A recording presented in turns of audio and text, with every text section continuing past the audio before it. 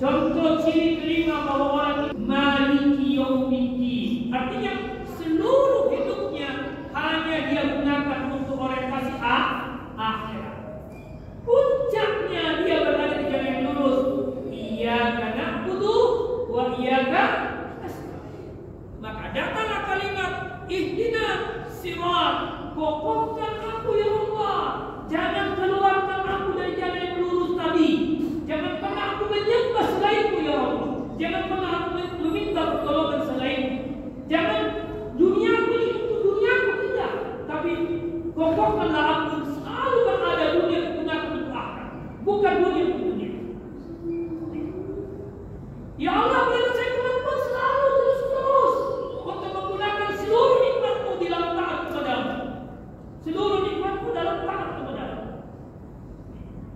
Yakinkan aku Tuhan terus menerus bahwa apapun yang terjadi pada diriku, aku suka atau tidak, semua aku sadari sebagai bentuk pemeliharaanmu di jalanmu. Maka seluruh peristiwa yang terjadi padaku, saya bawa bahwa ini mendekatkan diri aku kepadamu. Dan berikan aku kemampuan selalu memuji dan tidak memuji diri atau memuji selain. Dan berikan aku kemampuan selalu bersandar kepadamu. Itu yang dimaksud ihdinas siratal. Kokohkan aku di atas jalanmu yang lurus.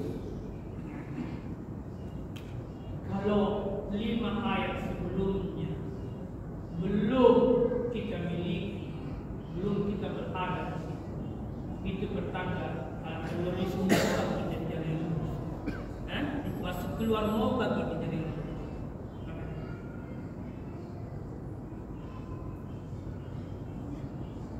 Kalau aku di mobil ini, kalau kaitan dengan ayat itu berarti semua bagi kita jalan lurus. Kadang-kadang masuk diskusi, kadang-kadang masuk diskusi. Muncul pertanyaan, jadi terjawab ya, apa yang dimaksud jalan lurus itu tadi? Tapi Tuhan dalam ayat ini menjelaskan lagi jalan yang lurus yang mana?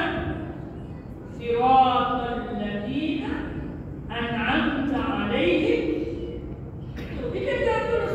Siratal ladzina an'amta 'alaihim.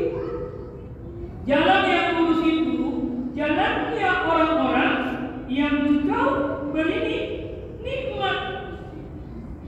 Pertanyaannya, siapa orang-orang yang diberi nikmat, Pak?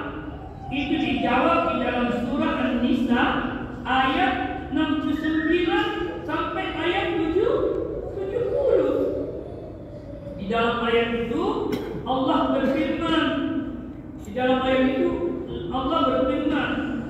Apa firman-Nya Allah dalam itu? Wa may yuti'illaha wa rasulah. Siapa yang taat kepada Allah, mentaati Allah dan Rasul-Nya, fa ulaika ma'al ladzina an'ama 'alaihim Allahu 'alaihim. Maka orang yang taat kepada Allah dan kepada Rasul, mereka itu bersama orang-orang yang diberi nikmat oleh Allah. Siapa orang yang diberi nikmat? Ada 4 hal. Yang pertama, minal nabiyyin, para nabi. Maka orang yang berada di jalan yang lurus, yang diberi nikmat, dia selalu menghidupkan dalam dirinya risalah kenabian Muhammad sallallahu alaihi wasallam. Risalah kenabian Muhammad sallallahu alaihi wasallam. Itu dia pencinta Nabi. Dia pencinta Muhammad. Bukan saja Muhammad yang dicintai, seluruh nabi dia cintai, seluruh rasul dia cintai. Kenapa? Karena pengingkaran terhadap satu nabi itu pengingkaran terhadap semua nabi. Kalau bapak mengingkari Nabi Isa, itu bertanda bapak mengingkari Nabi Muhammad. Kalau bapak mengingkari Nabi Musa, itu bertanda bahwa bapak mengingkari Nabi Muhammad SAW. Kalau ada satu nabi, khususnya nabi dan rasul, yang 25 itu khususnya, kalau dia ingkari tidak diyakini, itu berarti tidak meyakini Muhammad SAW. Itulah sebabnya kenapa kaum Zamud itu ketika dikatakan dia mengingkari Nabi, di situ disebut mengingkari al-mursalin. Nabi, banyak nabi yang disebut, bukan satu, bukan Nabi Saleh yang disebut, tetapi bukan Nabi Saleh yang nabinya, tetapi al-mursalin, seluruh nabi dan rasul. Jadi mengingkari satu nabi, satu rahmat dengan mengingkari seluruh nabi. Nah, siapa lagi orang yang disebut an'ama alaihi, yang oleh Allah? Orang yang jujur, orang yang benar.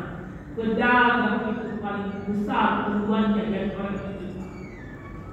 Untuk jadi nabi tidak mungkin kan? Tapi menjadi orang jujur itu sangat mungkin bagi pedagang. Bahkan pedagang ini di nomor 1 dia disebut, paling tidak nomor 2 disebut orang yang dilindungi Tuhan ketika didapatkan Tuhan di hari kemudian. Salah satunya disebut adalah al-qadis shadiq, pedagang yang jujur. Dan jujur dalam perdagangan itu tidak gampang, sulit sekali. Hanya orang yang tidak mencintai dagangannya yang bisa jujur. Kalau mampu tidak cintai dagangan, susah dia jujur. Takut rugi, karena dia menganggap rugi itu berarti tidak beruntung. Padahal belum tentu. Sangat mungkin orang rugi tidak beruntung daripada orang yang beruntung, yang punya laba. Kalau labanya dia dapatkan dengan cara yang tidak jujur, neraka itu. Tapi kalau dia jujur, surga. Ada orang kisah yang menarik. Ada orang, dia masuk di mall, di tempat penjual. Tiba-tiba dia didapati sama, dia mengambil barang, dicuri barang, dia dapat sama. Ketika didapat sama toko itu, anaknya tanya, "Bapak mencuri ya?" Karena bapaknya ini selama ini tokonya, sifutannya. Anaknya bilang, "Bapak mencuri," dan mencuri tidak benar, tapi dia terpaksa melakukannya. Ketika yang punya toko ini melihat anaknya berkata seperti itu, yang punya toko bilang begini, "Bapak itu tidak mencuri, dia hanya mengambil apa yang dibutuhkan." Lalu yang di toko ini, dia semua kebutuhan orang ini dia gratiskan. Rugi tak dia? Rugi tak? Rugi. Tapi ini pertanda orang ini. Dia tidak mau lihat orang tua ini jatuh di mata anaknya.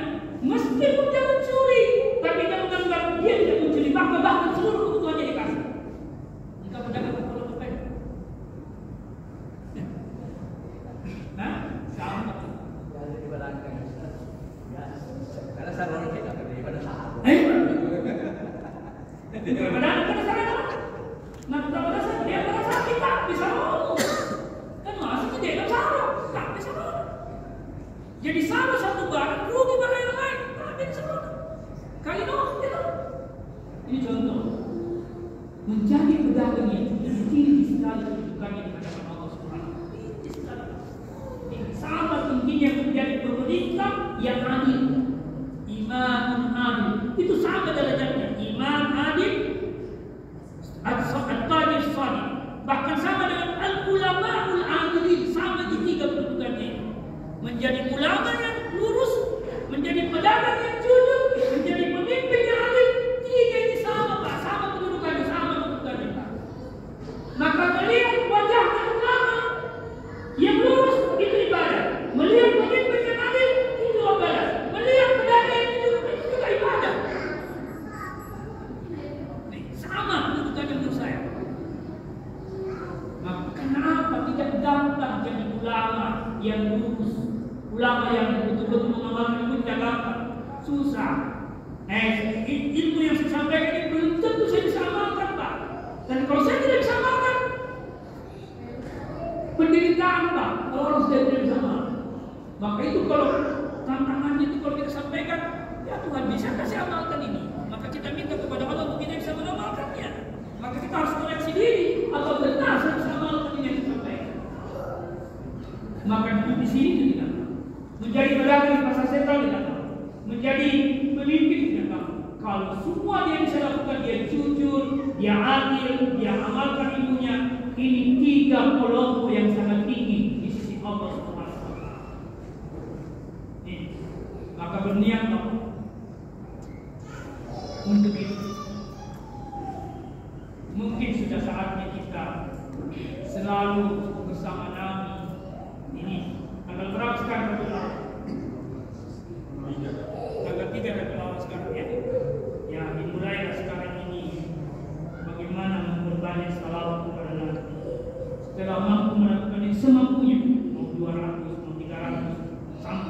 mulai tanggal 12 Juni dilakukan sampai setelah melakukan itu minta kepada Ya Allah jadikan aku pedagang yang lurus.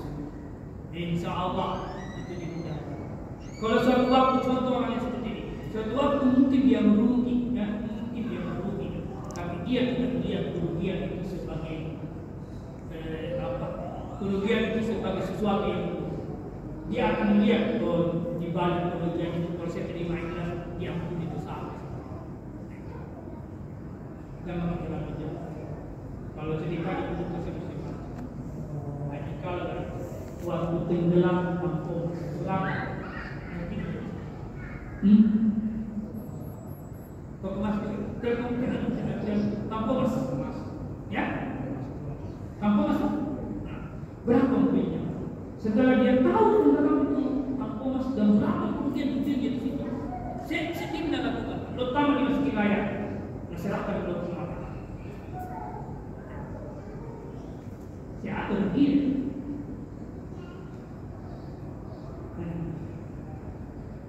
Itu jangan, itu contoh. Dan masih banyak pedagang, tapi memang dari 100 pedagang tentu masuk pulau kampung. Itu ya.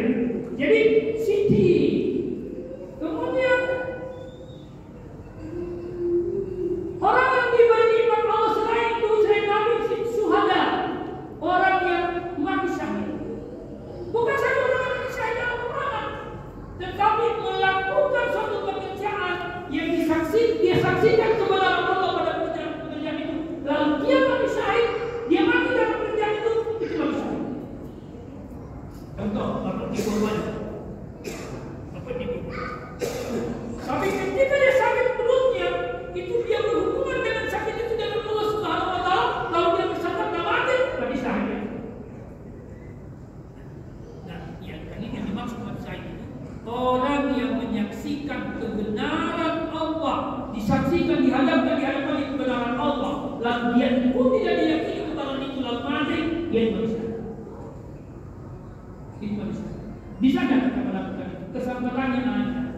Yang keempat, Pak, as-sholihin, orang yang soleh. Ini orang yang soleh.